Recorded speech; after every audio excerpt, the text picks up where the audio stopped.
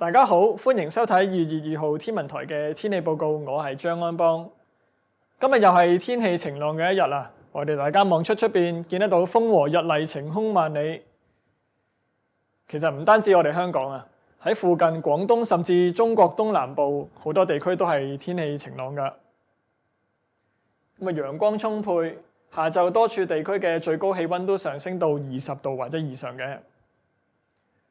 我哋預料一股清勁至強風程度嘅偏東氣流會喺聽日影響我哋，所以聽日我哋嘅東風會大返啲㗎。今晚同聽日嘅詳細天氣預測會係咁㗎。早晚部分時間多雲，聽朝早市區嘅最低氣溫大概16度，新界會再低2-3度㗎。日間大致天晴，最高氣溫會回升到19度左右。風方面吹和緩至清勁嘅東至東北風。聽日初時離岸同埋高地會間中吹強風㗎。